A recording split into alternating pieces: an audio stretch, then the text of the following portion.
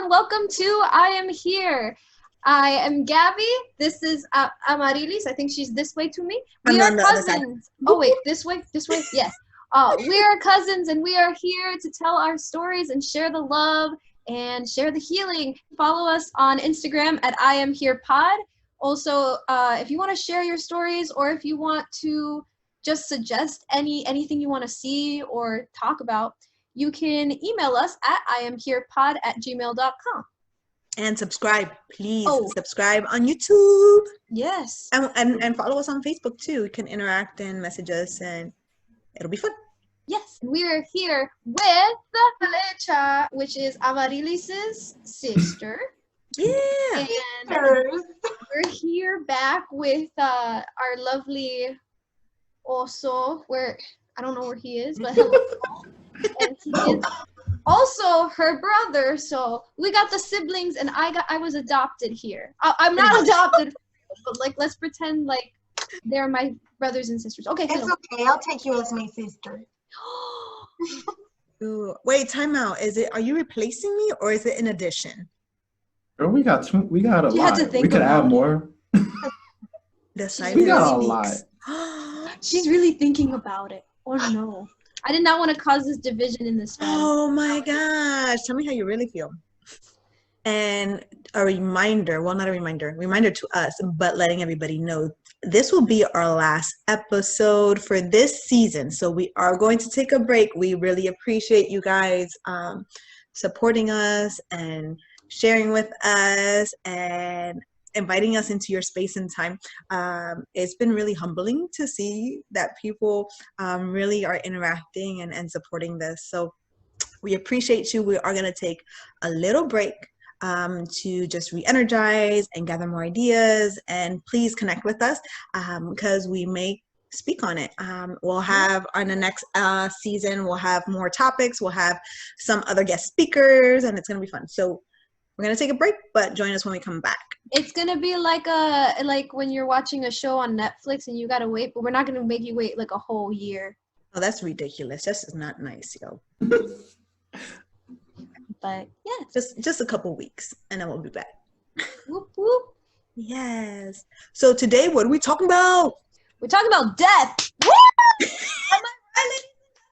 I'm so sorry. It's lit. Oh man, we're a little special. Oh yeah. Yes, we are. Well, it's interesting because we talk about it a lot, but I guess it's like telling the story again is difficult. Yeah.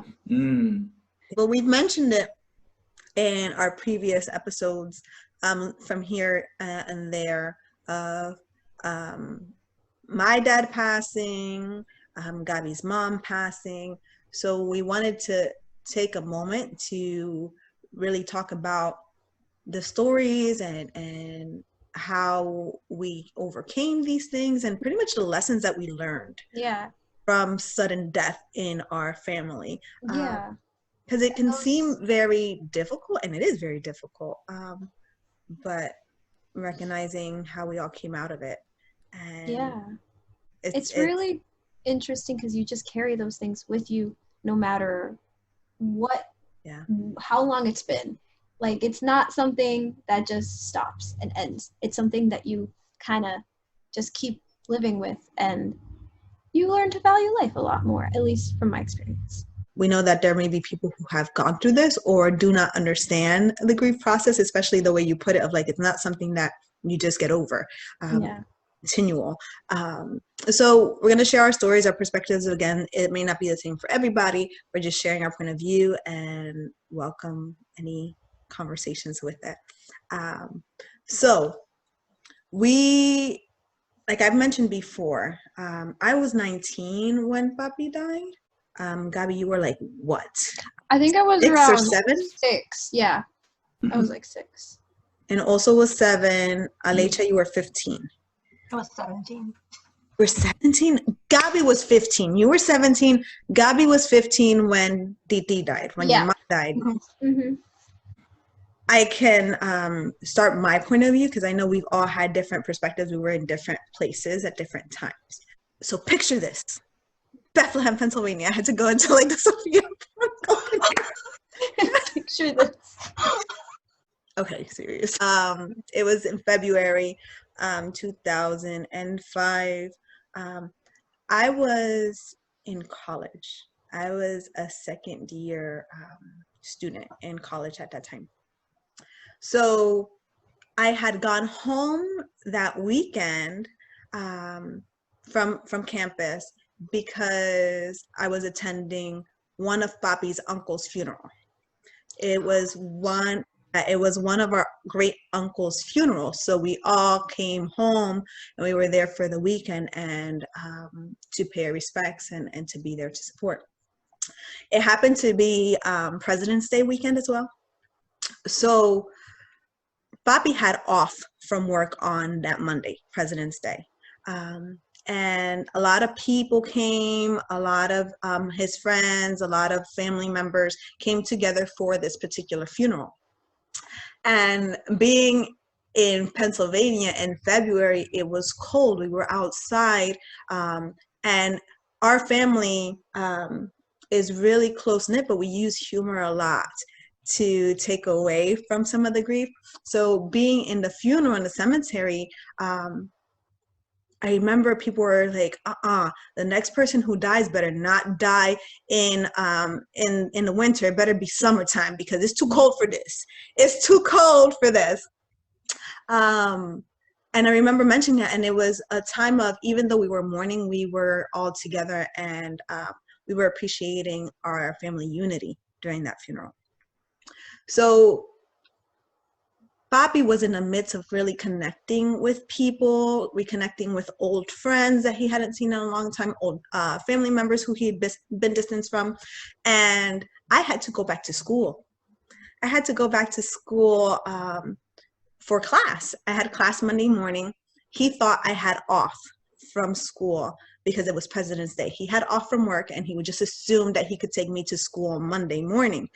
But that wasn't the case. So we didn't plan correctly. There was a miscommunication, and it was later in the night, like Sunday night, I had to go back to school. And at that time I didn't have a car. He drove me.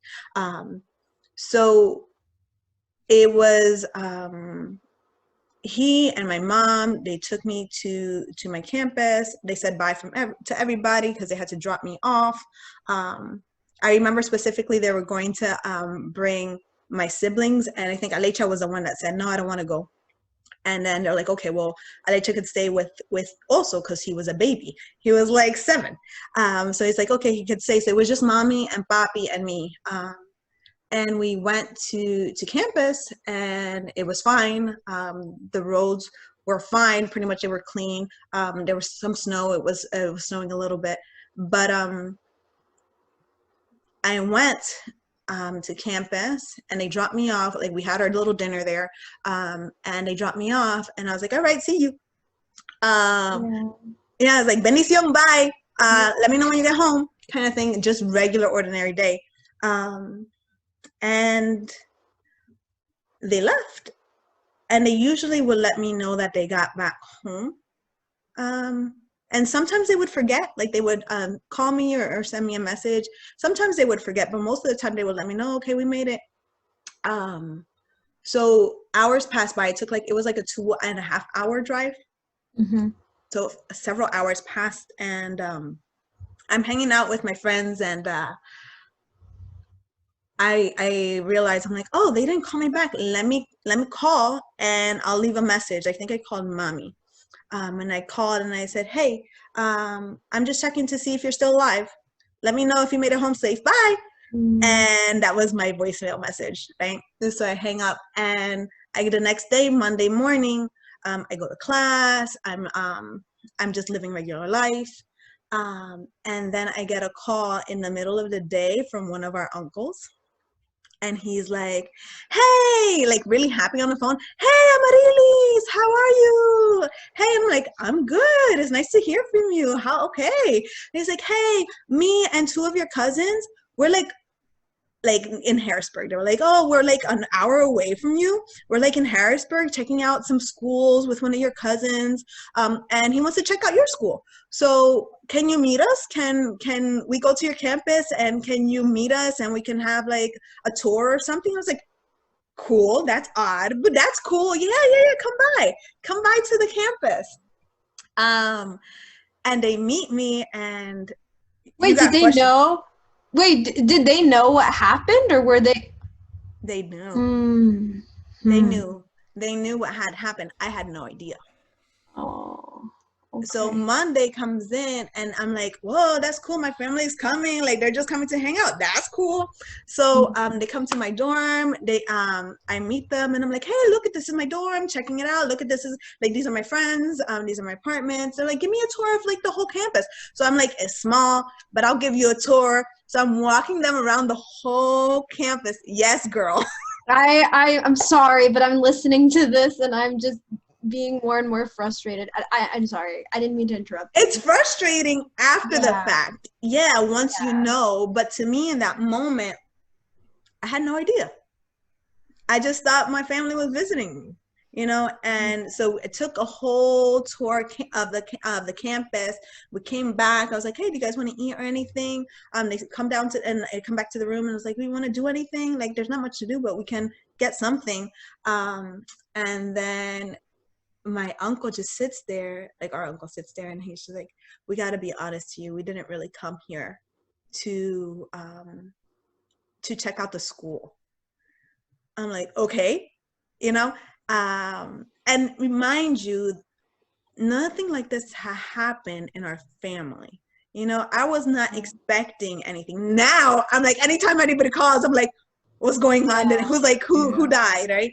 Yeah, that's the problem of having a big family too. Yeah, and we've gone through it like more often, but that was the first time that any of that of death like really touched us directly like that. So they sit me down and he's like, your parents were in an accident last night. And I'm so like matter of fact, I'm like, okay. Like, cause in my head, like I was like, okay, so they're in an accident. That's why they didn't call me back. Okay. And I'm thinking they're safe. I'm thinking they're fine. But I'm like, okay. He's like, your mom's in the hospital. I'm like, okay, she's good.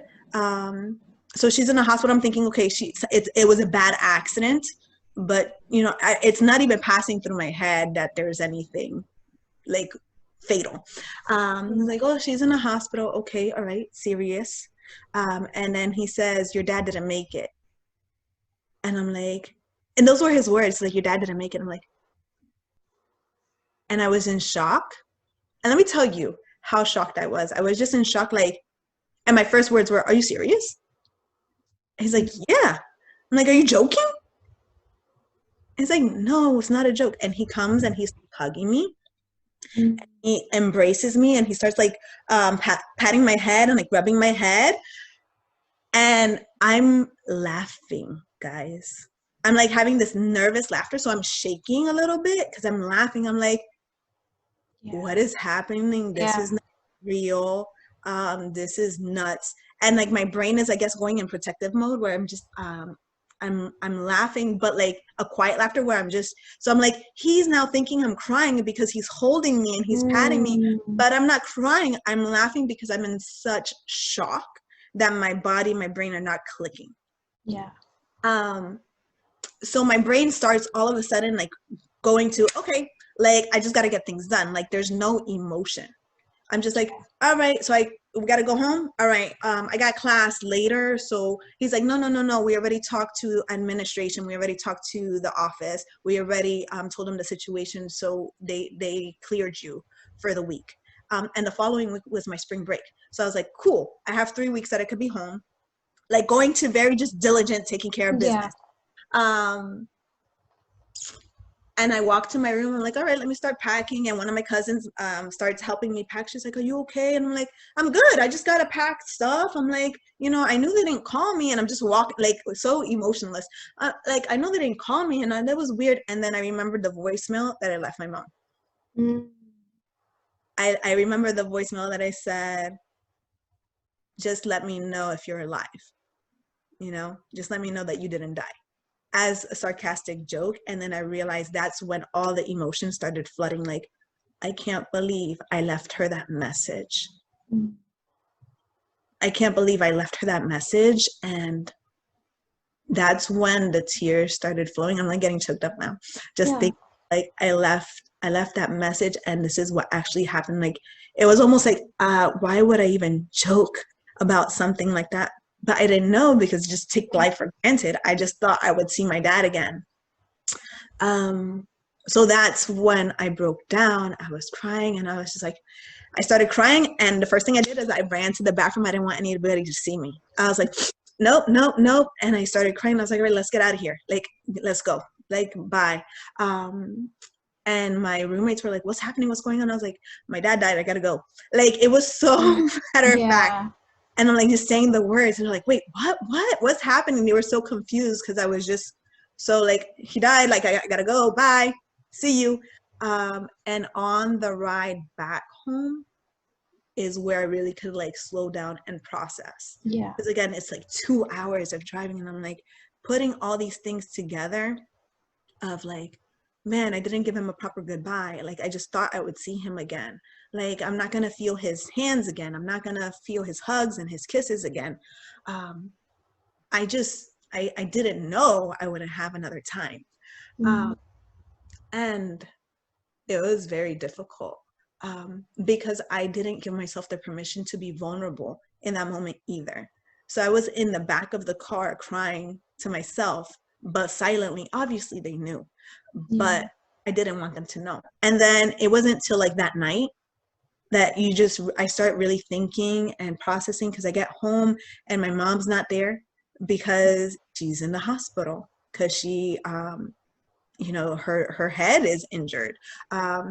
So I start learning what happened. Like, what happened was, on the way back, they were about 45 minutes from home, and mommy was driving, and Bobby was in the passenger seat, and mommy remembers bits and pieces, but she's like, we were listening to boleros in the car.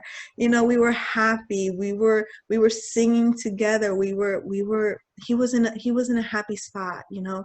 And I always joke that on the way to school, Bobby was cheap as heck. That fool did not buy nothing if he didn't have to. Like, yo, going to McDonald's and Burger King was like going to a 5-star restaurant for us, because we did not do that unless there was the deal of buy one and get the other one for a penny. Like, we didn't go there.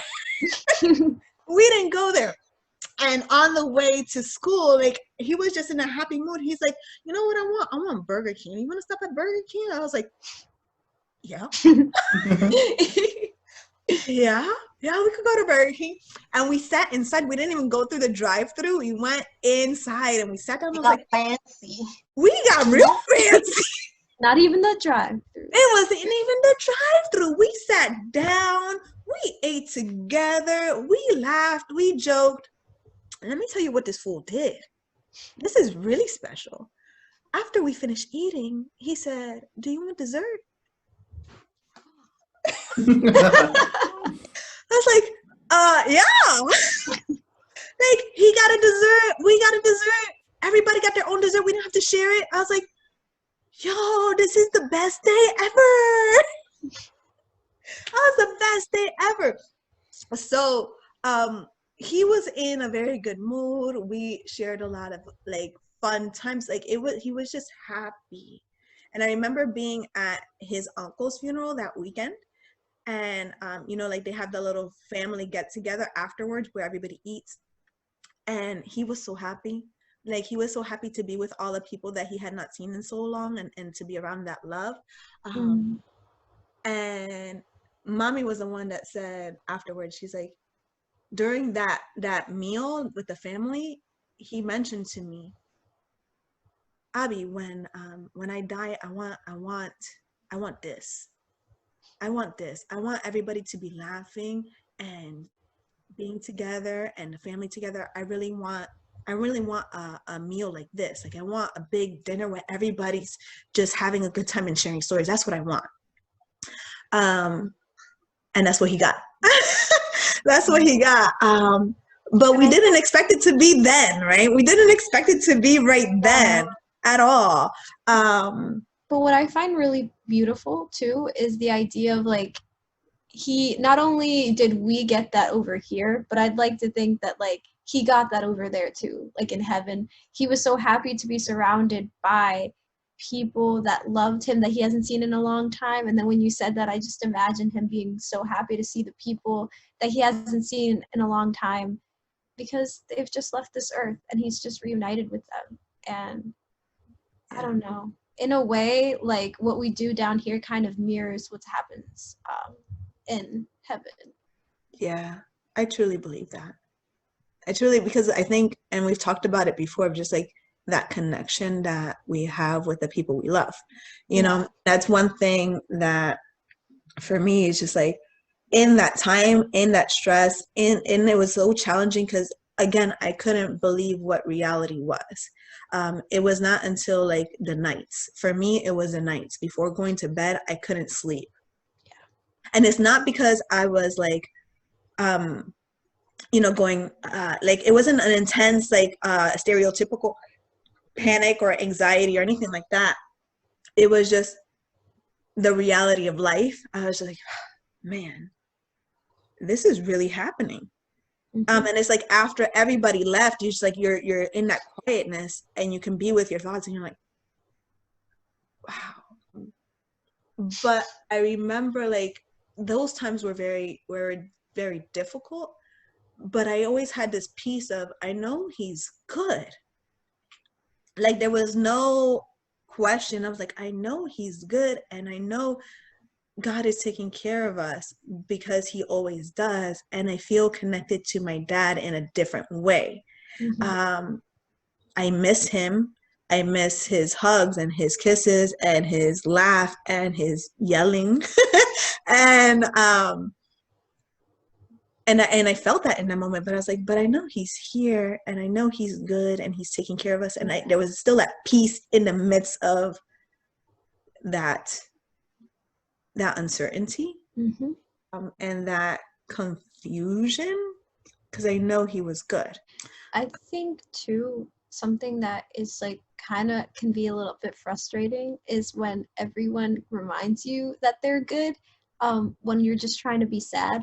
And like, because like when you said that, that's all I kind of think about, because like we have a big family, like we've experienced a lot of loss, and that's something that like I learned from like my experience too, is just kind of wanting to grieve in my own way, and then having people come up to me, or to, I see it when it happens to other people too. It frustrates me because I put myself in their shoes, and it's like, oh, but don't worry, don't be sad, because they're in a better place. And it's like, hey, they're in a better place, but they're not here. They're gone. Like, it sucks, and it's okay for it to suck. So like when you say that, it does remind me of what we tell ourselves too. And it's almost like we're diminishing our grief, and we get frustrated with ourselves, and we say, no, they're in a better place, so I you know, I'm not going to be sad. No, you could be sad because you love them. Exactly. And that's something like I learned too, of like, sadness is another expression of love. Yes. When I love someone, I'm sad they're gone. Yep. It was incredibly crazy and shocking to think, yo, I don't get to be 89 years old and die in my bed. You know, that was almost a thing of like, mortality is real. It can happen today. It was something so ordinary, just going to school and like such a like, oh, I'll see you tomorrow, bye, like I'll see you the weekend, like it was something so ordinary, and then everything changed in a split second. And that's something that I really took away from, like, in that moment. I'm like, I'm taking life for granted. I'm taking time for granted. I just expect I have a tomorrow, and I don't. Yeah. No, Papi didn't. Mm-hmm. And it was a big wake-up call of like, am I really investing in what I think is important? Am I really showing people that I love them? And I think that's why I had that sense of peace and that knowing that I was okay. More so because even though I knew I wasn't okay, I knew that that my relationship with Bobby was good. Mm-hmm.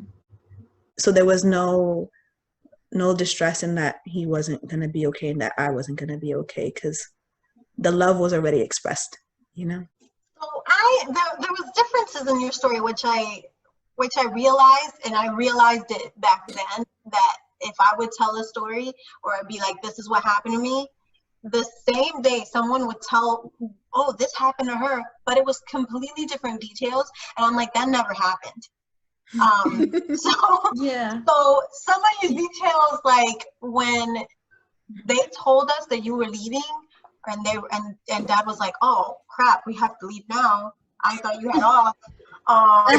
That's fine, we'll go. And then I had told Mom, I was like, we can come. And me saying we was me, and also I was like, I want to go. I didn't want to stay home. I don't know why. That's interesting. And then they were like, I think it was because I was like, if I go and we can leave now, like, we're not going to have to deal with the snowstorm that's coming later. Yeah. So I don't know if that was the mindset, because I feel like I can rush you to go. Yeah, because you're protective, because that's one thing that surprises me of you wanting to go. You never wanted to go. You didn't like the drives. I hated it so much. And that's exactly why I hated it, because the highways were so skinny, and there was always huge trucks, and if there was a snowstorm coming. And there was a lot of trucks. Always there was a lot of trucks. There's been times where I had gone on the trip. No, I had gone on the trip to go take Anna to school to Philly, and like we'd end up in the middle of the median because the snow had made us slid. And I'm the dumb one in those moments. He and I would start laughing. I get my nervous laughter from my dad. So I'm like, woo, that's fun. Like he's slipping on the ice. Get the car back on the road where it's so long. Yeah, Alicia would get so mad. Alicia would hide under her blanket and she would be praying. And so like she would like, you wouldn't see her, but she would be praying the rosary. We're on where the grass is supposed to be. Like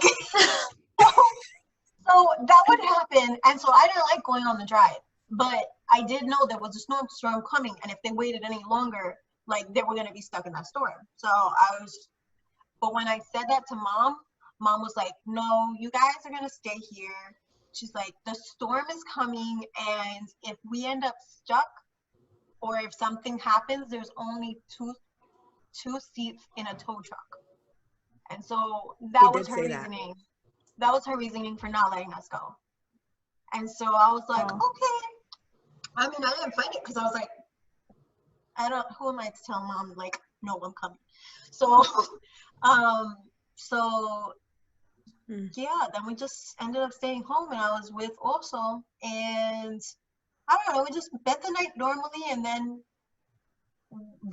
I feel like you guys left late. Like, we did leave late because he was saying his goodbye to everybody. We never did that. But it's almost like he wanted to say goodbyes.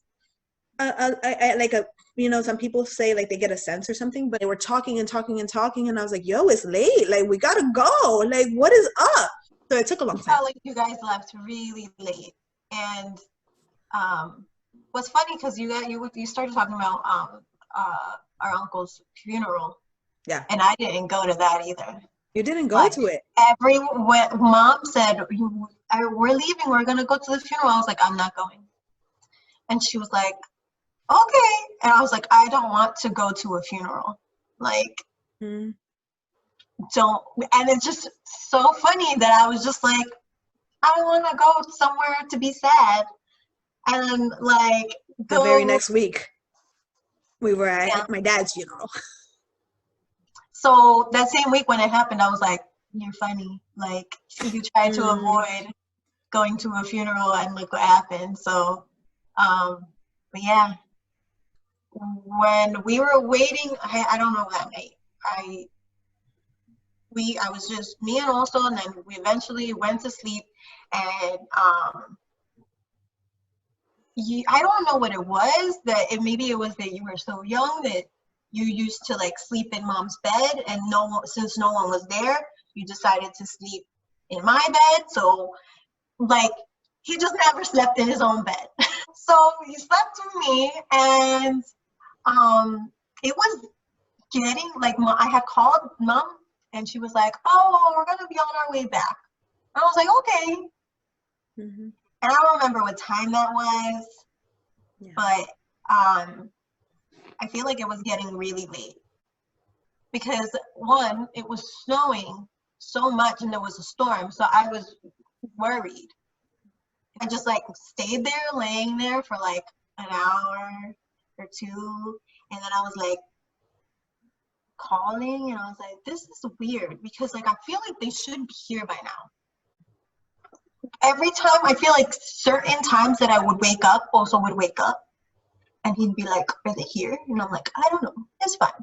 I was like, I don't know what to do. Yeah, because you were both nervous. You almost like, that was not usual. Like, yeah, that you're was like an adult in that situation as a kid. Yeah, but even though I was a 17-year-old, he was 7, like, I still, spoke to him like an adult. So I was like, I don't know what to do. Like, should I keep calling them? Do I call grandma? Like, what do I do? And he's like, just call grandma. And I was like, I think that's what I'm gonna do. So I was like, go back to sleep. And I called grandma, and I was like, hey, I just am a little like my radar is going off. Like, this is not normal. So I told her, I was like, she called me more than 2 hours ago and said that they were on their way back, but she's not answering my phone calls. And she was like, okay, I will stay up and I will keep a lookout to see when their car passes by. Go to sleep. And I was like, okay. And I was just basically like handing off the baton of like, I'm not worried anymore. Yeah, I'm not doing it anymore. But I was still worrying. And I had this moment of another voice, like this feeling of, they got in an accident. And I was just immediately shut it off. And I was like, why would I say that to myself? Why would I do that? No, they're fine.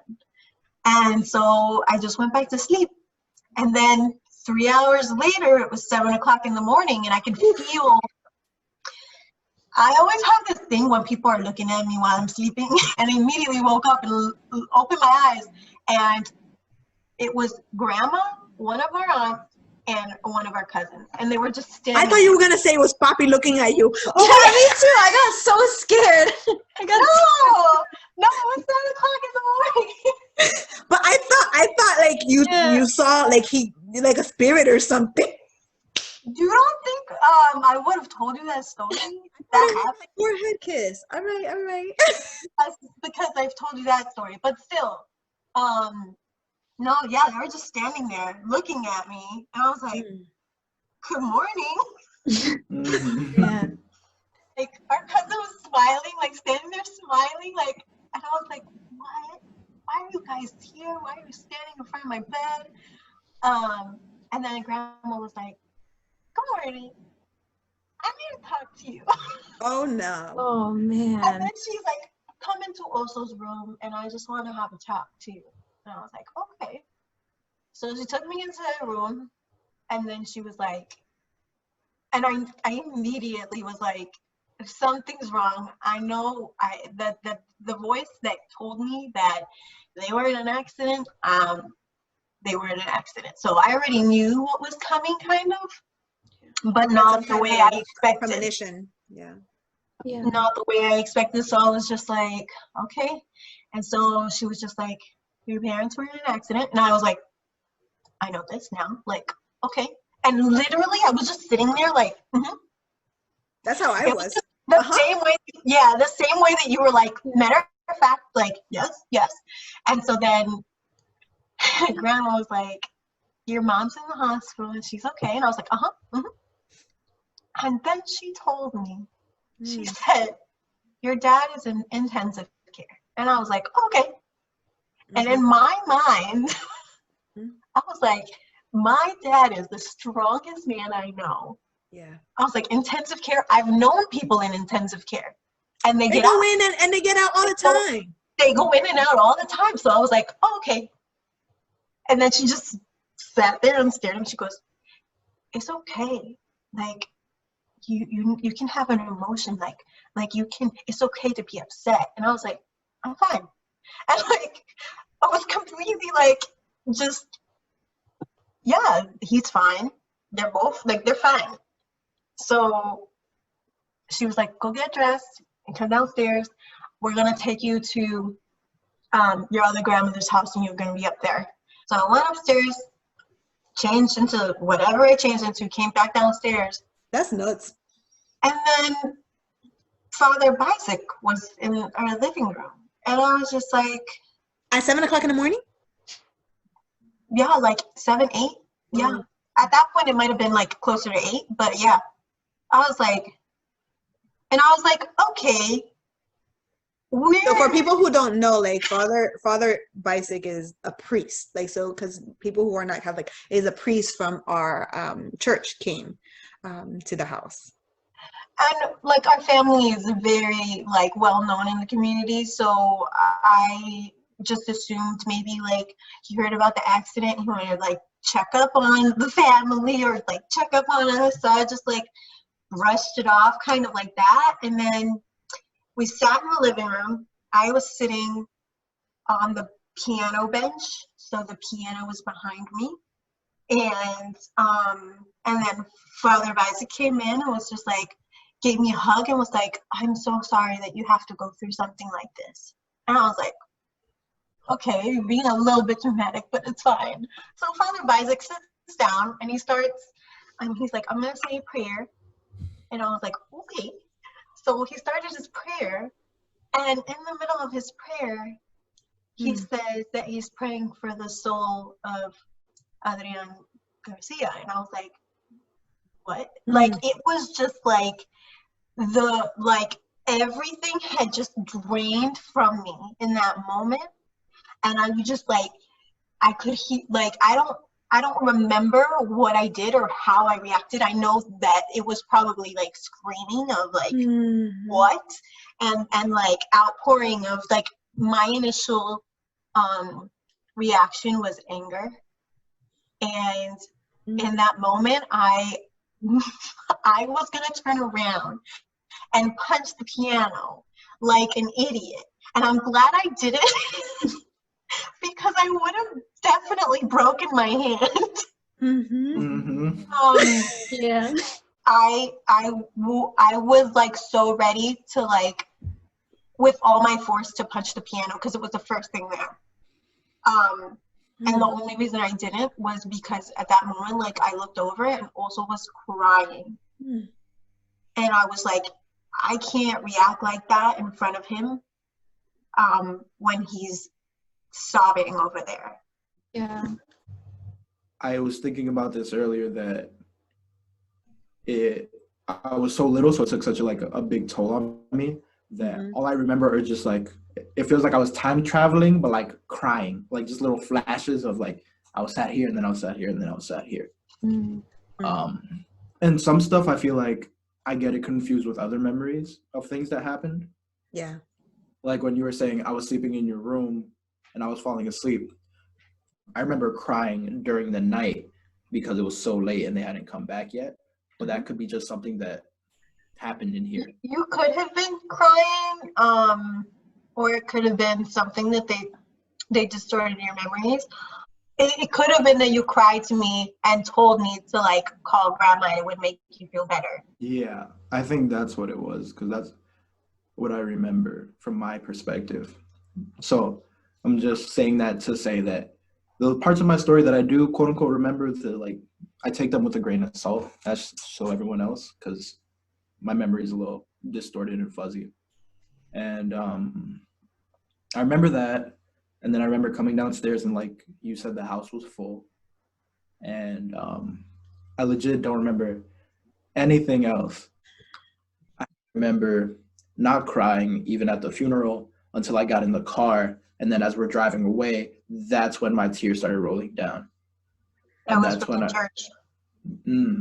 I was like, he's not coming with us. And then it's just like, boom, everything. That's when it all came out for me, because I don't know. I'm 7. And why are these 30-year-olds coming up to me? You need to be strong. I'm 7. I don't. You used I to get don't need to be strong. so mad every time somebody went up to you and was like, "You need to be strong. You're the man of the house now." And I was like, 7. It's okay to be a little angry about that, but at the same time, I'm just like, now that that happened, and we've experienced death multiple times after that, I just can brush it off a lot easier than when I was 7, because the same people haven't learned much, and they'll just be like Gabriela said, they'll come up to you and tell you everything that you don't want to hear during a funeral or when you're grieving. And I know now I'm allowed to be sad, and I don't have to be strong for anybody, because these are my feelings.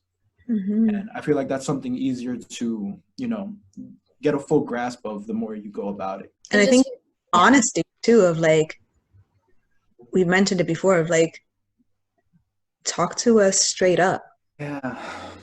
And I know it's hard because as people, you don't know how to process your own feelings. So it's almost like I have to learn how to deal with my own feelings first, so that way I can be honest and supportive of somebody else. So if I'm uncomfortable with my sadness, it's going to be hard for me to see somebody else's sadness. Yeah. And allow you. But it becomes harder and more shocking when I'm believing one thing and then I find out the opposite. Yeah. Because it's almost a sense of guilt. Yeah. And like when you're a little kid, you don't know how to hide those emotions. So it's straight up like, even though I don't remember that, I can see why it's just like, boom, right away. You lied to me. And then that's when the anger starts. My assumption would be they didn't know how to deal with it themselves. How would they tell their kids? Yeah. Especially if I was in if I look at things from their perspective, like you have to tell these kids that their dad is gone. I wouldn't know how to do that either, especially if like I hadn't had the experiences that I had. Like your first experience with death is having to tell like someone who's basically just starting out in life. I'm like, you didn't, like, yes, it was a bad job, but like, I'm like, you tried to do. Yeah, I don't blame them. It's just a difficult situation. Think about that, even in my situation, which I never really realized, like growing up and being told that my mom was going to be okay. I remember when Tio Tuti passed away. And right after that, that was like the time that I started like fearing like losing my mom and everything. And like less than a year later is when they told me that my mom was diagnosed with cancer. They waited a little bit longer to tell me. And then my initial thought when they told me was just like, because I didn't even know what cancer was. Like I literally had never heard the word before. And they say, she has cancer. And I'm like, what's that? Like to me, it just sounded like, oh, it's like a, not like a cold, but like the flu or something. And then over time, I realized, I was like, okay, like I see more and more instances of it on TV and everything. And then I'm like, okay, oh, that's what she has? Okay. And like my entire time, like at first I had like, as soon as I found out what it really was, like at school, when people found out my mom had cancer, like I was always bullied in school, but as soon as everyone found out, everyone started treating me different and I didn't like it. And I was like, I almost missed being bullied because I was like, y'all are fake, but whatever. Like everybody was just being weird to me. And then I was like, okay, this is weird. And then like she started getting more and more sick. She was very like agile and like very like animated. So it was really hard growing up to see her get more and more frail. But when she was initially diagnosed and told she couldn't work anymore, I was so happy Oh, because I had never spent enough time with her. I like didn't spend that much time with her at she was all. so busy. She was always running around working or going to school. So it makes sense that you're like, yes, I get mom time. Exactly. Yeah, because like she took me to the office a lot and I would be like at work with her a lot. But like I mean she was going through chemo when I was a little older, so I was like 8 or 9 and then I just grabbed the Vicks bottle and then I would just like give it to her because I was like, oh, this will help. Man, you know what? If they could do Vicks cures, like I think you're onto something where they just need to study it a little bit more. Where it could be possibly the cure to cancer and we just don't know it yet. I wish. Don't tell Hispanics that, they're gonna believe it. Yeah. But yeah, it was nice because I got to spend more time with her. But then like I still had that fear of like losing her. And I wouldn't let her sleep alone. I was like more than me wanting to sleep with her because I didn't want to sleep alone. I didn't want her out of my sight. So like I was like older, like I was like 13 years old, 12 years old, and like I would have like a cot and I would sleep on the cot next to my mom's bed and my dad's bed, and then I would just sleep there and then in the morning wake up and try like and wake her up and make sure she was okay. So like I remember how after all of that started happening, then I started getting this it started seeping into other things in my life. Like, for example, I started hating winter and fall. Like, I hated it because everything was ending. I hated that. Like, Wow. and it's just interesting how, like, to see how death kind of, when you see someone dying or someone, like, changing for whether, like, getting frail, becoming more and more weak, it's almost like it's a reflection. You see that in everything else in like nature. So it was interesting. But anyway, that's really deep though, and it's true because we think that it's just this instant. This is gonna be like you're dealing and grieving with one thing. You're dealing and grieving with your parent, or and that's the only thing. But we forget and we don't realize that it does seep into everything. It does. I'm not just now sad about losing my parent. Now I'm sad because of all of the relationships that I may lose, or all of the things, everything. Especially you guys were so young. It does, like also said earlier, it molds your brain, and influences everything. Because I remember, like, also became scared of anything. But he just generalized that fear of like, oh my gosh, you're gonna die kind of thing. Exactly. And you already had that fear of losing your parent when you saw like your cousin go through it. You're like, this is real. You're already dealing with it. And so it makes sense that you're like seeing almost sadness and death everywhere. But it's interesting too that you said you wanted to protect your mom. And a lot of people think that kids are the ones that need the protection, but we forget that kids also protect their parents and protect people who they love. So it's like everybody's worried about protecting the kids, but the kids are like, no, I got to keep you safe. And that's so much responsibility for a kid. Yeah. Growing up, like, that's just all I really, like, a lot of my earlier memories are just me just kind of praying for her every single night. I started getting into like weird, like, I don't know, like almost like ritual things where I was just like, okay, if I do this, then she's gonna be okay. Like, I'm sure that like if I like, it's kind of like a step on a crack, you'll break your mother's back type thing. But it was kind of like that. I was taking that like for everything. I remember this one time when I was like, I think it was 13 or 14 at the time. It was close to the end, and then she went to the hospital and she was there for a month, and I had to stay at another at Tio Raul's house for a while. And then afterwards she came back and I was like excited because she was okay, but then she was only back for one day And I remember she was back for one day and I was happy, but then everything was bad. She started throwing up and then no one was at home. I was the only one there. And like, I just remember like, oh crap. And then that's when it hit me. I was like, wait, is she not going to be okay? And then I remember mentioning this, and it, rather than hearing it's going to be fine either way, or we have to prepare for whatever happens, I was told, nah, it's fine. She's going to be cured. She's going to be fine. The wishful thinking. Wishful thinking, yeah. Mm-hmm. Don't say, or anger. I was greeted with anger as well. Like, I would say, what if she doesn't make it? And it like, no, how could you say that? You're not having enough faith. How dare you say that? Like, being yelled at as a kid. And of course it was because we all wanted her to be fine, and like it was like projection, of course. But as a kid you don't understand that. Yeah, as a kid you really don't get that. She had been going to the radiation and they had planned to take the cancer out.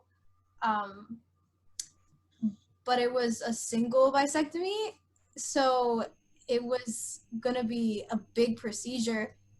And I, again, was like around 14, and no one told me about it. Not even her. No one told me that she was. I remember that. I was in the hospital when she was getting the operation, and I was mad. How is she in the hospital getting this operation right now, and her daughter doesn't know? Nope, I did not know. Had no idea. I got out of school. I get picked up, and they're like, we're going to go pick up your mom at the hospital. Or not pick up. We're going to go to see your mom at the hospital. I was like, what happened? Like, freaking out because, of course, like, she had just been in the hospital for a month. And I was like, what happened? What? Like, what's going on? And they were like, oh, no, like, she just got, like, her breast removed. And I'm like, that's a big procedure. Why didn't anyone tell me? And I was really mad. And then I remember the first person I saw as soon as I got there was also mad because it was her mom. It wasn't my mom. She didn't know either. No one told her. And I remember just standing there and then looking at her and then her literally just looking at me, and then like she just started ranting in Spanish. She was just like, nobody had on nada, yo creo que yo no puedo. But yeah, like that went on for a while. And then when I remember the day she passed away, because I was kind of expecting it, but at the same time, not at all. I remember the last time I saw her in my house, I remember that they weren't going to tell me that she was going to the hospital, but I found out anyway. I wouldn't have known. You're going to find out. You know, like, you're going to find out when your parent is not in your home. Yeah, like at this time she wasn't able to walk anymore, so they had her in a wheelchair. And I remember like seeing her leave. Like, she said she was going to the hospital. She didn't tell me when. And I just see her like out the window like at 8 a.m, which I usually never wake up that early. I just heard someone and I just woke up and I ran and I saw her and I was like, oh, you're leaving today? And she was like, yeah. And she was just chill. And then they took her and she was like completely coherent. She was fine. Like, she couldn't breathe well at all. And she was like very clearly nearing the end of her life. But I like couldn't really see that because I had been just like, okay, no, she's going to be fine. So she said, well, while I'm away, you can stay with your aunt. And I was like, okay, cool. And then I stayed with her, and I had been going to like a health camp at the time. I wanted to be a doctor. And like one day I got back and I went to see her in the hospital, and they had given her morphine because of the pain that she was experiencing because it was that bad. And when they gave her morphine, they made her loopy. So she couldn't understand what was happening. So that was really hard to see. And then the day that I noticed that like it wasn't fine was the day before she died. Was like, I remember I walked in distinctly into the waiting room, and I was like with Oso, and I was with Wanchi. I was with our cousin, and I'm just chilling there with them. And then suddenly I just see my grandma like praying the rosary, And then she stopped, and then she just screams at the top of her lungs, like in the middle of the waiting room, saying, my daughter, she's gonna die. And that was the first time I realized, I was like, whoa, what? And then I like walked up to her, because she was the one that was in most denial. So I like walked up to her, like trying to calm her down, like, Mama, no, it's okay, she's gonna be fine. And then she said, no, they're killing her. And I was like, no. So I was like, I'm sorry, what? And then I was 15, and I was like, no, I don't know what she means, but I'm gonna go fix this. It was so dumb. I'm gonna go stop the doctor. Yeah, like what the heck? I didn't even know what she meant at the time, and I just knew that I was just like, nah, I gotta stop this. And I just ran through the double doors of, I remember, like it was like in like a movie, like yes, I'm imagining a movie sequence going like I was running down the hall. Yeah, I was running down the hallway. I busted open the door, and I busted the other ones, because there were 2 double doors. And then I was like on the 5th floor. I remember that, and I was looking for the I was like reading each like thing, and I was like, okay, this is the cancer floor. So like 50 whatever, 508, 50, and I was like went straight to the thing, walked in to run in to say hi to her, see her, or say something, and I run in and it hit me, and I'm like, she might not be here another day, like. And I just looked at her, and then she was like still a little loopy, and then like I kind of like went back to when I was a kid, and like when you wake up, I would used to try to wake her up to make sure she was okay, and she would like actually be breathing and be fine. And like I was being 15 at the time, I still did it. Like I still walked up to her, and like people were like, "What are you doing?" Like, and I'm like, shh, leave me alone. And like I went over, and I just like poke her. She's like, "Oh, hi," like, and then she was talking about coconuts or something. So I guess she was definitely loopy, but she was in her happy place. And I was like, oh, okay, I don't have coconut water, I'm sorry. Like, I didn't know what to tell her. She was asking for coconut water, and I'm like, yeah, we used to joke around about that all the time. So I was like, oh, she's happy. But she was in so much pain that I was like, okay.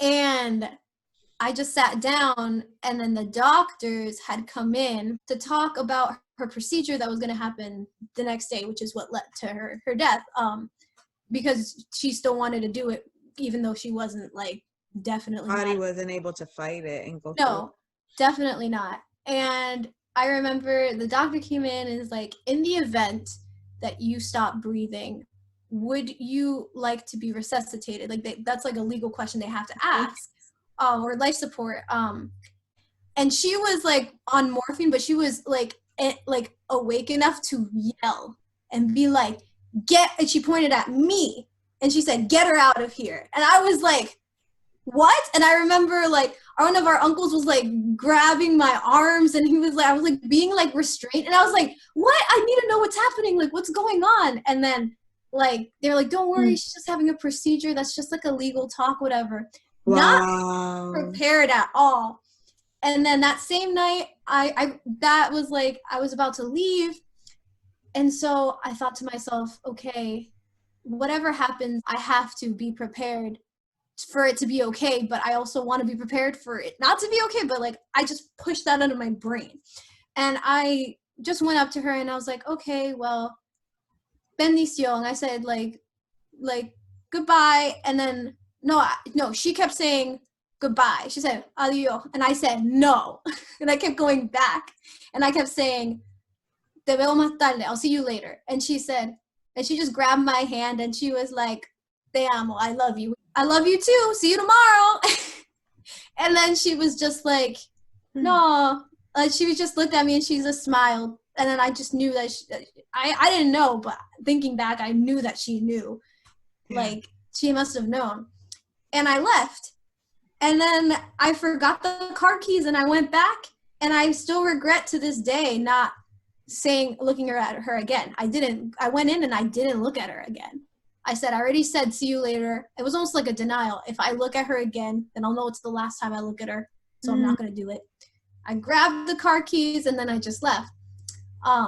And she had given me like a little crucifix, and I was always sleeping with it under my pillow as a way of like having her with me.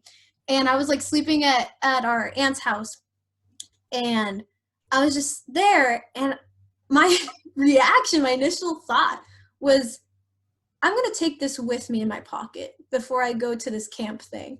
But then I was like, nah, I'm going to keep it under my pillow because I'm going to jinx it. If I grab this, she's going to die, and I don't want that to happen. Those are the rituals you were talking about. If I do this. Yeah. So, but then I was like, you know what? This is going to chill me out. Like, as long as I have Jesus in my pocket, I'll be fine regardless of what happens. And then we went to, that was the day that we were going to go on a field trip to the hospital. It was a separate hospital, but it was the same hospital my mom actually had chemo in. So I couldn't stop thinking about her. And then the lady who's like the person in charge of the camp comes up to me, and she's like, hey, can I talk to you and Juan for a second?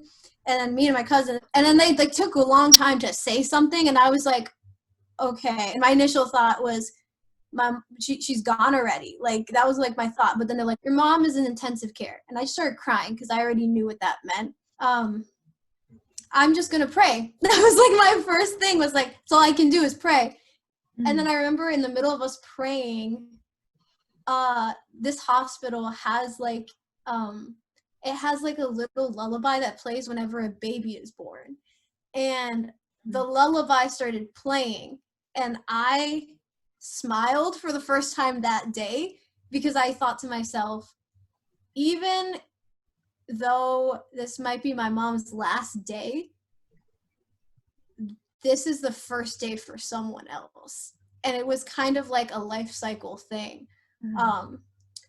And it was already the lessons that death was teaching me, like right off the bat, the same day, that life goes on regardless. And I remember that the car pulled up. I still, in the back of my head, I was like, she could still be okay. Like, she could still be fine, I'm sure. And then they were like, today might be her last day, is what they told me. And that's when I was like, oh, okay. Then we got to the hospital, and I didn't want to go see her. Like, everyone went to see her. I don't want to remember her that way. So I'm going to stay in the waiting room. And then I didn't cry, which was weird as hell. So instead of not crying, I went to grandma. I went to like my aunt, and everyone was hugging me, crying, which was like, I'm glad that they were letting it out. But like, some people were like saying, not gonna have a mom anymore. Oh my gosh, like, if I didn't have a mom, I don't know what I would do. I don't know if I could live without my mother. And I was like, thanks. Oh my God. And I just remember thinking, I just patted them on the back, and I'm like, okay. Mm-hmm. I don't remember who said this, because we make a lot of jokes during dark times like these in order to like alleviate how we feel. But somebody was coming up to, maybe it was you, Gabriela. They were like, oh, your mom, ay, tu madre. And then the joke was to go back like, ay, la tuya, your mom. Your mom. Your mom. Your mom. That's one thing I noticed in Papi's funeral, and Mommy would say all the time too. She's like, it's hard to be here hugging all these people, because once you feel good, people start hugging you and they start saying things, and it's almost like they want to make you cry. You said that, and like, I remember trying to do the opposite of that when I went to, like, when we were at the Tierna's funeral, and I was like sitting like near the back, and I was like, I don't want to intrude on their mourning time, so I just like stayed back. And then I got like that attack of crying, and I was like, and then you and Luigi came over, and I was like, no, this is not supposed to happen. No, that was the perfect. I was glad you, not that I was glad you were sad. I was glad to see you crying, because it was a normal reaction, because there were some weird reactions at the funeral, and I just wanted to see something normal for once. And seeing you cry, I could feel like it was a funeral. We don't really have space to grieve when everybody else is grieving. Yeah. There was so many. There was too much going on. And I remember going up to the funeral and seeing you and Luigi. You guys were just like, oh, she doesn't look like herself. Like, her makeup is awful. Like, That's how you guys made me feel better when I was crying. You were like, do you guys see Celia Cruz is in here? And I was like, they did her makeup terrible though, I'm not gonna lie. They did a bad job. They did a really bad job. But I remember seeing you guys like laughing, and it was just like, okay, it was almost like you had a little escape with the cousins of just being able to joke in that moment. But I remember in the back of my head thinking, this is gonna hit them really hard later. Oh yeah, it definitely did. Because I'm like, they're doing the same thing we did, joking, laughing, kind of distancing themselves, but this is not okay. It's gonna get hit later. And I was like, let them go through the process on their own. We're not gonna force it. Like, this is working for them right now. They'll deal with it when it comes. But I remember when Papa Adrian died a few months after Titi, and that was really hard for you guys. And it's almost like you were grieving your mom finally at Grandpa's funeral. Oh yeah, definitely. That's something that also I feel like when we don't let it out in the moment, I feel like it's just like pieces throughout your entire life, or just like, at least in my experience, like I've noticed that I'm still grieving her, like in certain times. it never stops. Honestly, like going back to that was like, I honestly was preferring to be in the funeral home than being home, because of that whole process of like coming home and like having all her stuff everywhere. Like that's the worst part. At least for me, that was the worst part. I was 15 at the time, but like people were giving me her stuff, or like giving me her stuff for me to wear, or like they're like, oh, we gotta like take care of the big box of clothes in the closet because, you know, she's gone. And I'm like, okay, you guys can look through it. Like for a lot of time I was like, okay. And then like people got mad at me because they're like, you don't want any of your mom's clothes? And I'm like, it's not her. Like little pieces of her throughout everything that I don't know. She kind of sprinkled herself all around the house. So I have those things, but I don't necessarily need X, Y, and Z from her in order for me to remember that she was my mom. I think that's so important because everybody carries people's memories differently, and we can't expect everybody to honor and keep people's memories alive in the same exact way that we do. And I think that's a big misconception, because I remember the same mentality, people rushing my mom to clear out my dad's stuff, and telling her she should move out of the house because there's too many memories in that house and she should leave that house. Let me tell you how hard it is to go from a 2-income household to a 1-income household, to deal with the funeral that you didn't expect to have, to deal with lawyers who are trying to sue you because you crashed into their truck, you know, and dealing with all of these things. And now you want my mom to just pick up her house and move, like it's that simple. But I know people's intention was to help her heal faster. But for me, like, and I think for us, there was moments where, yes, being at home was challenging. But honestly, I could, like you said, mom would sprinkle herself everywhere. It's like almost her flavor of everything everywhere. And just like, no, but like, my dad made this here. And like, wait a minute, like, this carries his scent, you know, like I don't want to give up this hoodie. It still smells like him. And to some people that may be triggering of sadness, but to me, I'm like, no, this is like, he's alive, you know, he's still present, he's still with us. There's certain things that we did get rid of, and a lot of things that we did donate or give to the family members. But I like being home, because I'm like, this is where my dad is. Like, he's not in the funeral home. He's not in the cemetery in the grave. He's here with us, and this is where I want to be. It wouldn't bring sadness for me. It brought joy because I'm living my life. And even though he's gone, like, he's such an instrumental part of my life that even though he's not physically here, he is emotionally and spiritually here, where I can still have that relationship. So I can see for other people that would be very hard and painful. But for us, I mean, like, I don't know if you guys had the same experience, but I know for me, I was like, I like this. I want to keep Poppy around because it would bring just like that joy and that laughter for me. Mm-hmm.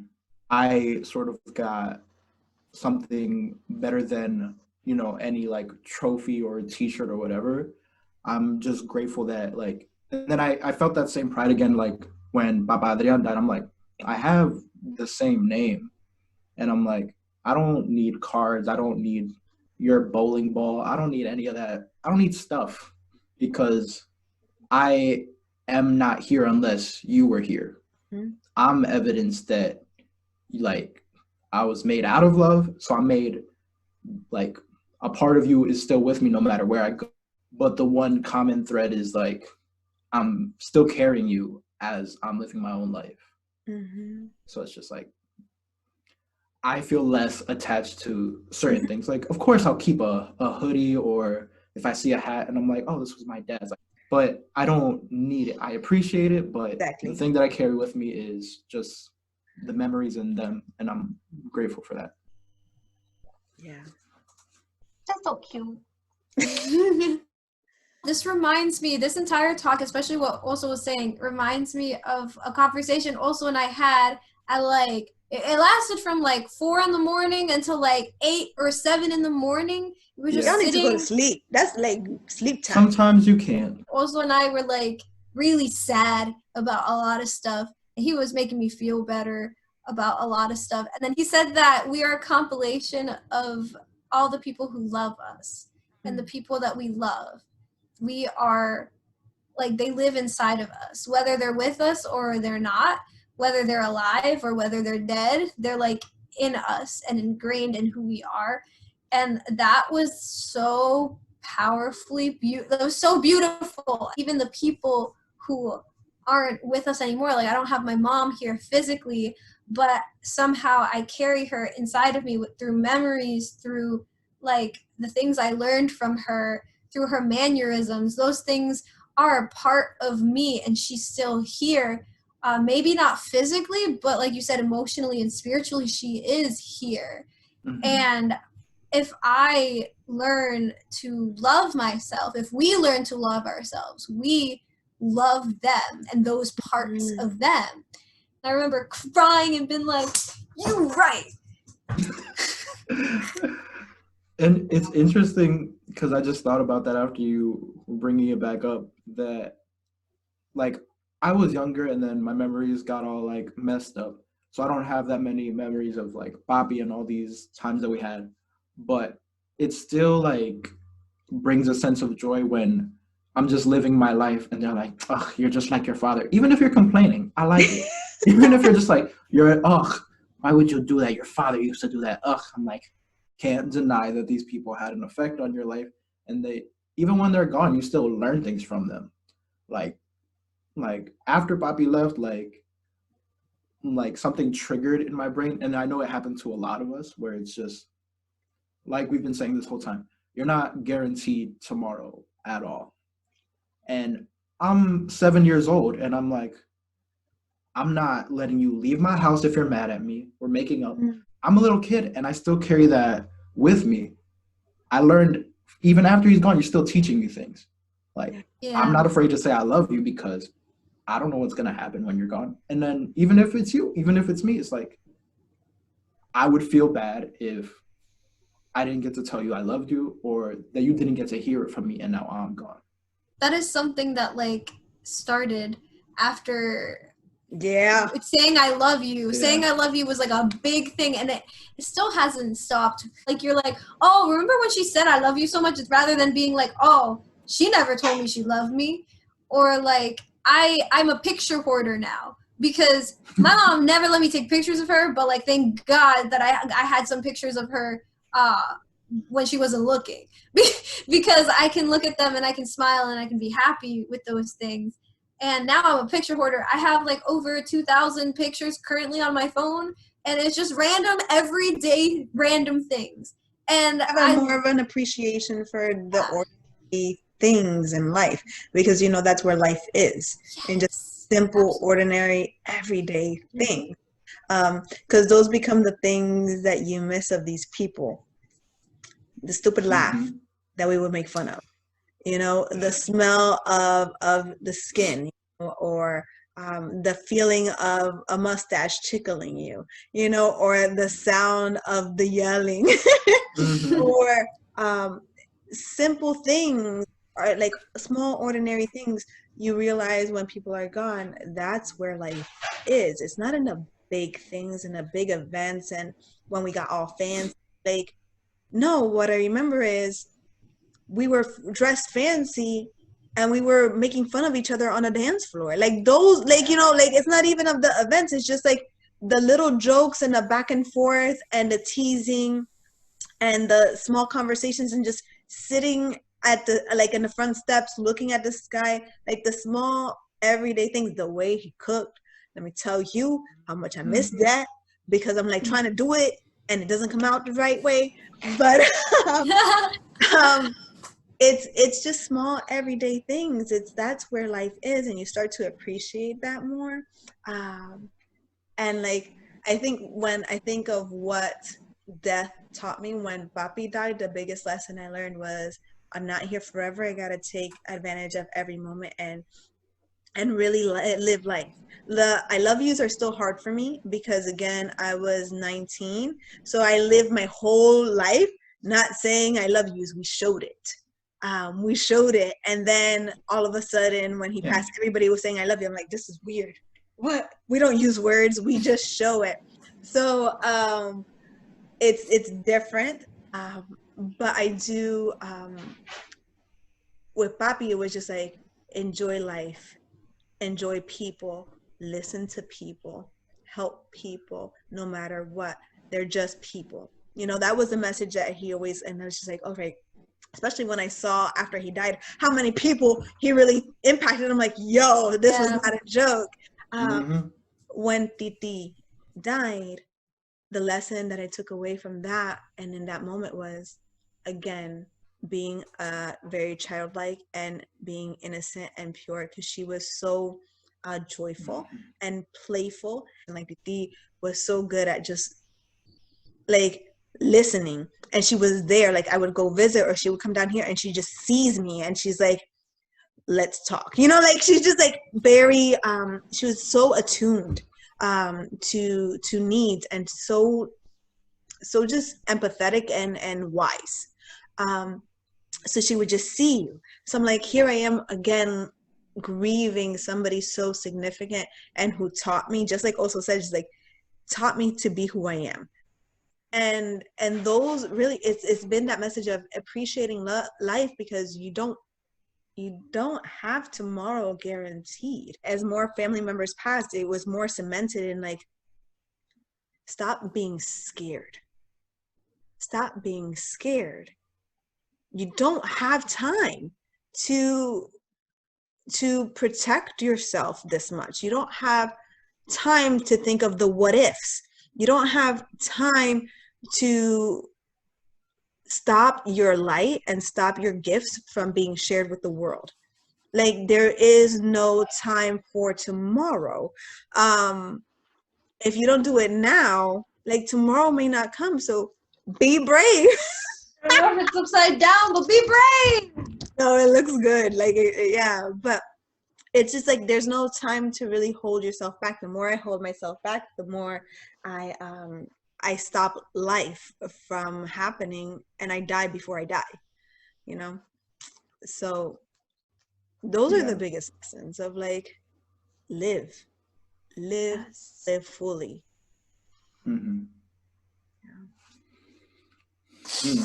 I feel like it makes you like you feel like what? What's making me? You feel it in your gut, and you just like you're listening to a song, and it gives you goosebumps, and you want to just cry, but also just like I don't know. It's refreshing just talking about this. Like at first, when we were gonna talk about this, I was so hesitant, and I was like, I'm gonna be sad. But now I don't know. It's like, you know how you have emotional like constipation? Well, you guys give me emotional diarrhea. No, I could have gone better. This is going so well. You guys give me emotional diarrhea every time we do one of these. That doesn't sound good. You need some Pepto? It's great. No, I get what you're saying, even though it was said in toilet words. Like, I don't know. Like we've been saying, there's no such thing as getting over it. Yeah. And sometimes it's just like you need to talk about them, even though for some reason, for everyday things, it's like uncomfortable, but it's just like, it feels like a visit.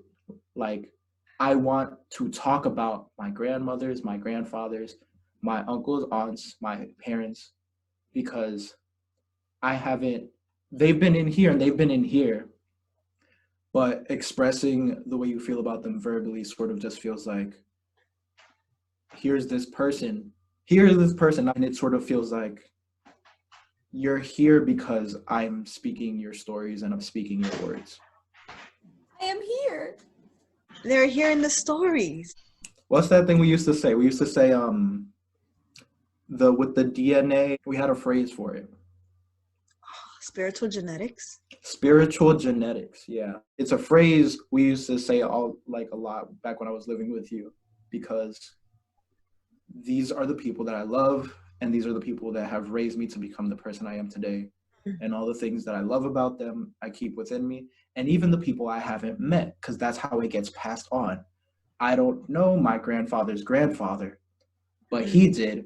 And those attributes and those traits and the thoughts and your way of being all comes down into one form of a person, and that's you. So it's just like all your ancestry, all the people that have been missed before, that's you. And that's something to be proud of. That's a bar. I'm just trying to say that everyone should be proud of who they are, because it took a lot to get to who you are as a person. Ooh, that's like a line from A Wrinkle in Time.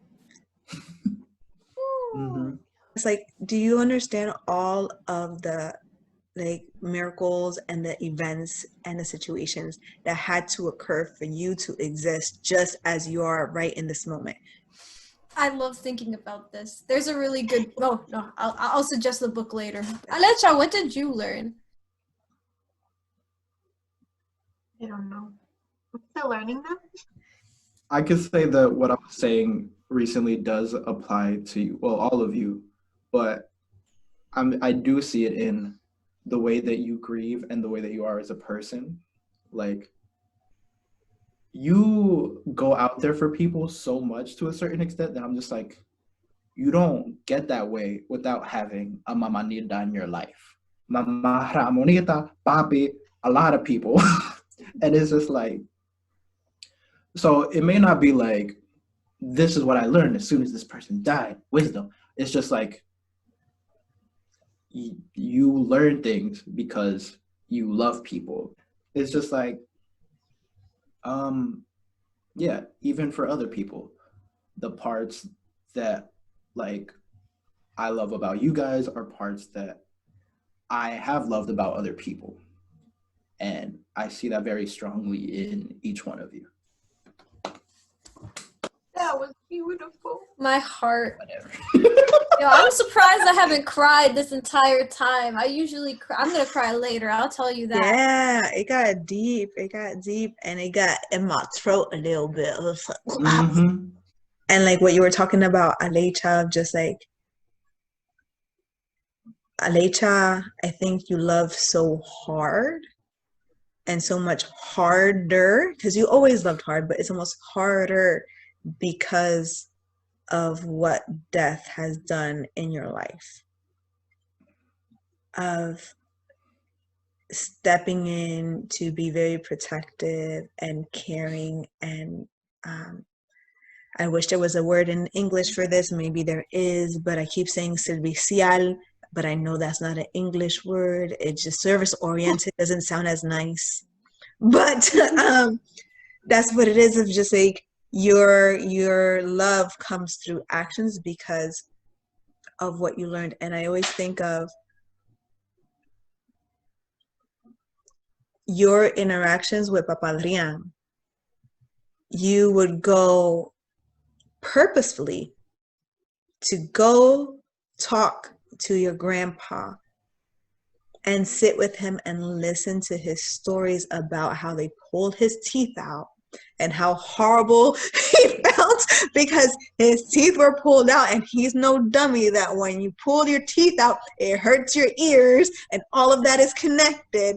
And you would purposefully go and seek him out because you love him. Mm-hmm. No one wanted to listen to him.